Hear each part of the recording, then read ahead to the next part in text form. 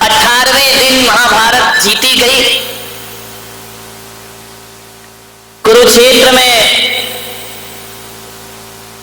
हजारों की तादाद में लोगों ने बलिदान किया, अपने अपने शौर्य का प्रदर्शन किया। और जब 18वें दिन अर्जुन ने महाभारत को जीत लिया, कुरुक्षेत्र के युद्ध को जीत लिया,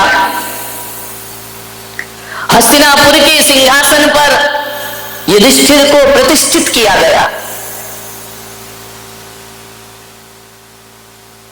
एक बात ध्यान रखना, मकान छोटा हो या बड़ा हो, एक गरीब का झोपड़ा हो या महल हो, तन्हाई तो सभी जगह एक सी रहा करती है। तन्हाई में बैठे हैं धृतराष्ट्र, सिर झुकाए, आंखों में आंसू, सब कुछ लुट गया देखते ही देखते। जिनके लिए सपने सजोए थे, जिनके लिए सब कुछ किया था, कोई नहीं बचा उस धृतराष्ट्र के घर में। ध्यान रखना, महल के एक कमरे में बैठे हुए धृतराष्ट्र नारायण श्री कृष्ण का प्रवेश हुआ। धृतराष्ट्र ने नारायण का अभिवादन किया और नारायण से पूछा कि हे नारायण, हे माधव, हे मधुसूदन, आज ये धृतराष्ट्र अकेला है इस महल में।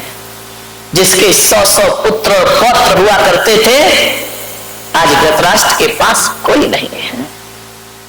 गांधारी है, वह भी आंखों में पट्टी बांध कर बैठी है। धृतराष्ट्र ने कहा कि माधव, जरा इतना बताओ कि मैंने अपने जीवन में ऐसा कौन सा पाप किया था कि मुझे 100 पुत्रों की लाश पर आंसू बहाना पड़े। माधव, इससे बड़ा दुख संसार में कोई दूसरा नहीं होता है कि पिता के कांधे पर बेटे की अर्थियां उठती हैं, अपने ही सामने अपने पुत्र की मौत हो जाए, अपने ही सामने अपना पुत्र दुनिया से विदा हो जाए, और मैं अभागा धृतराष्ट्र आज यहां बैठ करके विलाप कर रहा हूं, रो रहा हूं। नारायण, मैंने अपने 100 जन्म खंगाल कर देख लिए, मुझे ऐसा कुछ नजर नहीं आया। ऐसा कौन से जन्म में कौन सा पाप हुआ था जिसके कारण मुझे 100 बच्चों की लाश पे आंसू बहाना पड़े।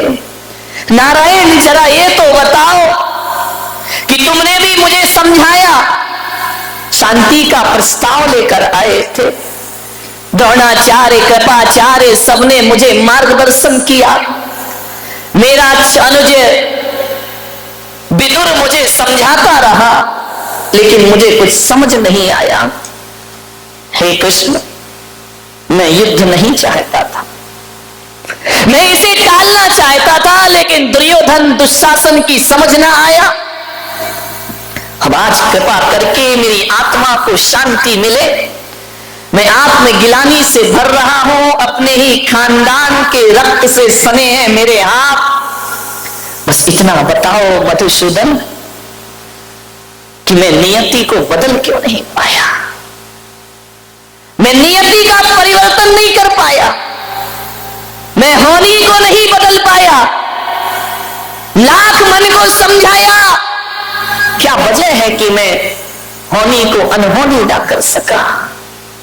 कृष्ण ने कहा, राजन, ये तुम्हारे ही कृत्यों का परिणाम है। एक बात ध्यान रखना, नारायण कृष्ण का कर्मयोग कहता है कि आदमी को जो कुछ भी प्राप्त होता है उसके कर्मों के फल से प्राप्त हुआ करता है। और यही जैन दर्शन कहता है कि यहाँ कोई किसी का दुश्मन नहीं होता, कोई किसी का मित्र नहीं होता है। आज तुम जिस स्थिति में आकर बैठे हो या जिस स्थिति में पहुंचे हो, इसके उत्तरदायी कोई और नहीं, हमारे ही कृत्य हुआ करते हैं, हमारी ही करनी हुआ करती है। ध्यान रखना, आज तुम्हें जो भी मिल रहा है, सुख मिल रहा है, तो भी तुम ही कारण हो, दुख मिल रहा है तो भी तुम ही कारण हो, सम्मान मिल रहा है तो उसके जिम्मेदार भी आप ही हैं, और अपमानित हो रहे हैं तो उसके जिम्मेदार भी आप। घर स्वर्ग जैसा है तो उसे स्वर्ग बनाने में आप ही जिम्मेदार हैं, और घर नरक जैसा है तो उसे नरक बनाने में आप ही। जब जैसी करनी वैसा फल, आज नहीं तो निश्चित कल। नारायण कृष्ण ने कहा कि राजन, महाराज धृतराष्ट्र, ये बात 100 जन्मों की नहीं है। धृतराष्ट्र ने कहा कि मैंने 100 जन्म देख लिए, कुछ नजर नहीं आता, मैंने ऐसा कौन सा पाप कर लिया था तो मुझे 100 पुत्रों पे रोना पड़ रहा है। नारायण कृष्ण ने कहा, बात 100 जन्मों की नहीं है, बात तो 100 जन्म से पहले की है। रोकिए, ले जाओ उठा के। ये कंप्यूटर इंटरनेट का युग है, बाप आंख से डर सकता है, बेटा नहीं डरता है। विचार करिए।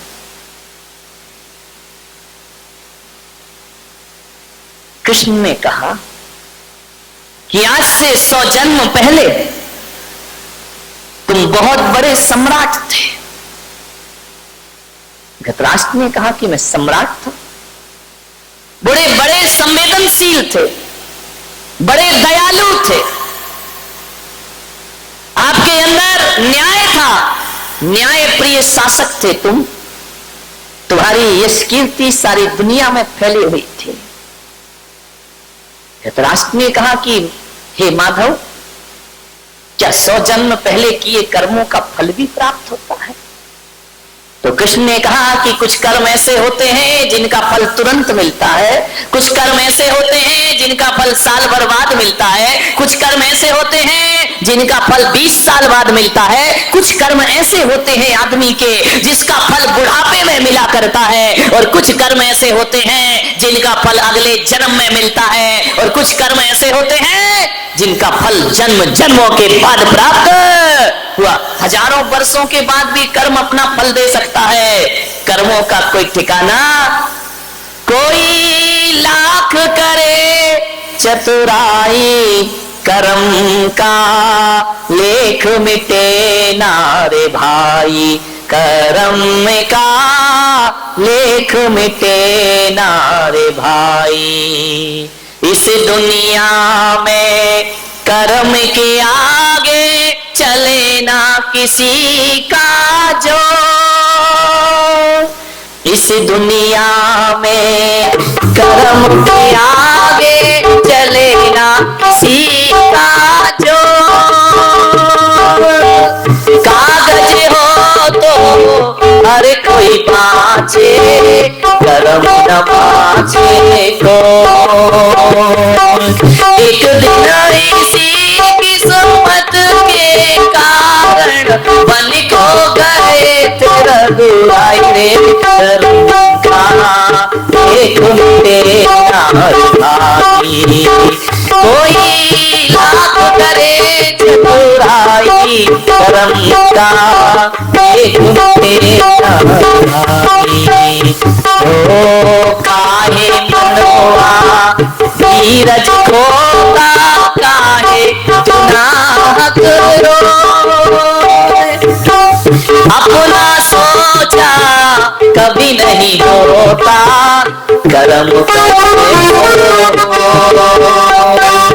चाहे वो राजा चाहे भिखारी, चाहे वो राजा चाहे भिखारी, होकर सभी